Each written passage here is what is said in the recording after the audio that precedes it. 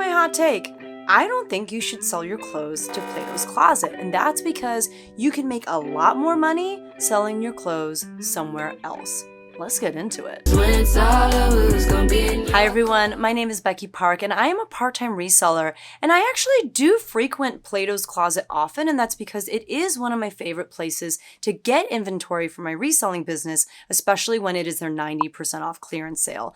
But I rarely sell clothes to Plato's Closet myself, and the only things that I take them are the things that it's just not worth my time to list those items because of the small amount that I'll make on those items. So those items I'll take to Plato's, but my good stuff, I'm not going to take that stuff to Plato's Closet. Plato's Closet is actually the reason I got into reselling in the first place. Reselling being buying items for as cheap as possible to sell online for as much as possible. That is one of my side hustles to being a high school choir teacher, and it is a wonderful side hustle. It is really fun and it can make you really, really good money. But the reason I say Plato's Closet is what actually got me into reselling in the first place is because about 7 years ago, which is when all of this craziness started, I took a box of clothing that my husband and I no longer wore to Plato's Closet. They basically offered me pennies, and I walked away with all of my stuff after having refused their payout. And I said to myself, there's gotta be somewhere where I can sell my stuff where I will make more money. I did one Google search and I learned about a platform called Poshmark. And here we are today, 7 years later, growing my reselling business. So let's get into why Plato's is not the best place to take your old clothes. First of all, you're probably familiar with Plato's Closet if you clicked on this video. It is a consignment store. They will buy gently used clothing from people like myself and like you who are done wearing their clothes, and they will give you a payout for the clothing up front. They're not waiting for the item to sell before they give you money. They'll just go ahead and pay you for the items that they want. Everything that they don't want, they will send back home with you, and they will mark up the prices on those pieces, and that's where their profit lies. Generally speaking, they are going to offer you about 30 to 40%. 40% is pretty high, generally more around 30%. 30 to 40% of what they plan on pricing the item for. That means if they're going to price your Zara top at $8, you're going to get a payout of like $2.40 to $3.20 for that item. Again, each Plato's Closet is going to vary a little bit, and that's because each Plato's Closet is privately owned. But generally speaking, they're going to give you a 30 to 40% payout so that they can make a profit off of that remaining 60 to 70%. So this is the main reason why I don't think you should sell, especially like your best stuff, to Plato's Closet. I'll actually share a little bit later in the video what kinds of things I think you should take to Plato's to sell to them, but the majority of your like nicer, more expensive clothing, I think you will make a lot more money on those items if you were to sell those items yourself on online reselling platforms like Poshmark, eBay, Mercari, Facebook Marketplace. There are so many places where you can list your items, and you're just gonna have an opportunity to make so much more money for those pieces. So just to remind you, Plato's Closet is going to make about 60 to 70% off of your item when it sells, but on a platform like Mercari, Mercari doesn't even have fees. So if you sell that same Zara top on Mercari for $8, there are no fees. So you will make $8 off of that sale. That's probably the best platform when it comes to fees. There are a host of other issues when it comes to Mercari. If you want to learn what they are, you can check out this video right here. But that is one of the best things about it, is that you don't pay any fees. Whatever your item sells for, you're keeping that exact amount. Now, other platforms like eBay and Poshmark, fees are going to range from like 15 to 20%. Facebook has pretty low fees. Whatnot has pretty low fees. And when I say low, I mean in that 3 to 8% range. So aside from Mercari, you are still going to give a cut of your profits to someone else, but you're going to give them at most about 20% of your profits versus 60 to 70%. So let's actually go to Plato's Closet together and look at real life examples of how Plato prices, as well as how much you could actually make off of the same item if you were to list it yourself online. Plato's was selling these Crocs for $7, which meant they gave the consignor a payout of like $2.10 to $2.80. These recently sold in a different color but same style on Poshmark for $17 to $25, which means that the Poshmark sellers received anywhere from a $13.60 payout to a $20 payout for those sandals. These Abercrombie jeans, at Plato's they were selling this pair of mom high-rise jeans from Abercrombie for $16, which means that the consignor got a payout of $4.80 or $6.40. I found a couple of comps on Poshmark, however, for a $30 sale, which means that the seller got a payout of $24. And then finally, with this Lululemon form jacket, honestly, comps were all over the place on Poshmark. It looks like they've sold for as little as $25 to as much as $75.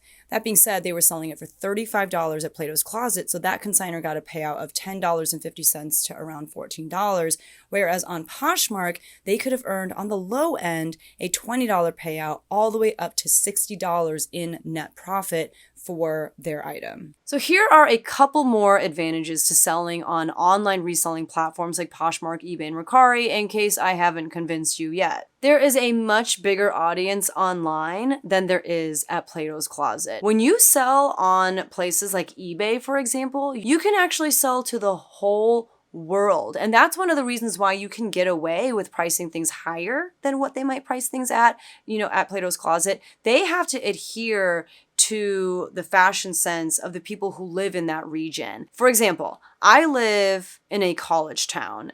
If it weren't for the college, there wouldn't really be much else here. A little more rural aside from that. So there's college town and cornfields. And so a lot of what's really popular here is stuff like Miss Me jeans and Silver Jeans Co. Like brands that you find out like Buckle and stuff like that. There's a good amount of like Abercrombie and that kind of stuff too. There's a lot of fast fashion, a lot of Shein, a lot of Forever 21, because again, this is an area where there's a lot of college students. They don't have the kind of money for the most part to buy, really nice high-end brands. Therefore, when someone brings something like Mother jeans to my local Plato's Closet, even though, yes, they're going to price Mother jeans higher than they price Old Navy jeans, they're not going to price it for as much as they should because they know that they don't really have the clientele in this area to support pricing a pair of Mother jeans at $100. No one who lives here is going to buy Mother jeans at $100. That's just not the demographic. However, when you list that same pair of jeans online for $100, there's somebody somewhere in the world who is like, $100 for Mother jeans? I'll do that. And that's because that's what they're looking for. To some degree, your local Plato's Closet may not even buy a lot of your clothes because it just isn't in line with what their particular customer is looking for. So because by listing your items online, you're opening your item up to be seen by so many more people, you can probably list things a little bit higher, and you have the option of waiting around a little bit if you need to wait for that perfect buyer to find your item. That's a luxury that they don't have at Plato's Closet. They need to keep things in rotation. They don't want to have stale inventory that, just sits and sits and sits because people will start to recognize this has been here for a long time. All of this stuff has been here for a long time. I'm not coming back because they don't really have new inventory. They like to, move through pieces quickly, and therefore they may not even take some of the items that you have. Or if they do take it, they may not be able to give you the amount that you deserve for that item. And that's because it just may not be something that they're going to do particularly well with just because of what is trending in that particular region. Another reason why I think you should list things online rather than selling your items to Plato's Closet is because once you accept a payout from Plato's Closet, once you say, yes, you can have all of these clothes in exchange for this amount of money, you have no more control over those clothes. Those clothes now belong to Plato's because they paid you for those items. Whereas when you are listing your items yourself, you have all of the control that you want over those items. You have control over how to price those items. You have control over if you want to, run a sale on those items. You have control over how long you want to keep those items listed for. And I personally like having that control over what kinds of things I list, how much I price them at, when I want to drop the price of something. I like that. I'm letting go of a piece at a price that I feel comfortable with versus getting a couple dollars from Plato's and letting them do whatever they want with the item. That being said, there are some things that I do take to Plato's Closet. I probably sell clothes to Plato's Closet like 2 or 3 times a year. And generally what I'm taking them are things that I don't want to list myself. I'm generally taking them things from stores like H&M or Old Navy or Target brands, because these are items that are not worth my time to list and sell on my own. When you list an item to sell on Poshmark or eBay or Mercari, there are a lot of steps involved. You have to photograph the item, you have to type up a nice little description about that item, you have to list the item online, you have to ship the item once it sells. So there's a lot of work that goes into listing an item. I would say I spend at least I'd say 4 to 5 minutes per item that gets listed. Oh, there's a little dust bunny. That gets listed and sold. And I don't want to spend 4 to 5 minutes on something just to make like $1 on it. Like, let's say it only sells for $3 or $4 online and my profit is $1.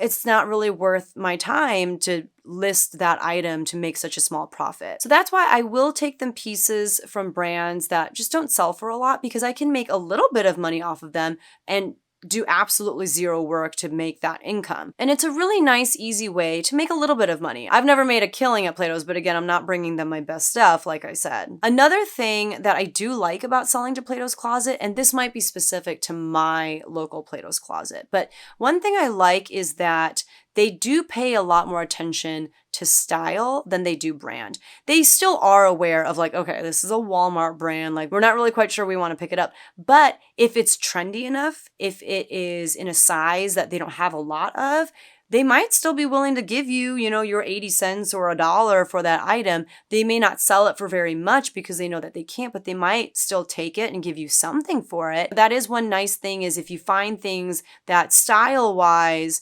fit kind of what's trending at the moment, Plato's Closet may take it. And it's something that you were able to make a little bit of money on versus not making any money on. So when it comes to what I send to Plato's, it is never stuff that I source at like a thrift store or something. I'm never going to pay like $4 or $5 for something at a Goodwill and then try to make more money off of it at Plato's. It's not going to happen. If I make any money, it'll be like $1 or $2. And again, that's not really worth my time. However, a good place to go to source for Plato's Closet is the Goodwill outlet, otherwise known as the bins. And that's where you pay for clothes by the pound. So if you're finding really trendy pieces at the bins, and maybe they're like more fast fashion brands, some of the brands that I already mentioned, your Forever 21s, Kohl's brands, Target brands, and you're finding things that are super trendy, but just not, worth a lot of money to begin with, and they're lightweight. If you're only paying by the pound, you might be getting like 2 or 3 pieces for $1.29. Then I think with that model, you can actually make some money at Plato's Closet by actually sourcing for Plato's Closet. I generally will only take to Plato's Closet things that I no longer wear that, again, are kind of those kinds of brands. Like this, I think, is Topshop. Topshop doesn't make a lot of money on Poshmark or eBay. So I will bring pieces by brands like Topshop to Plato's Closet. I will purchase reseller buyouts, which means I'm buying like 200 or 300 pieces of clothing at a time from someone.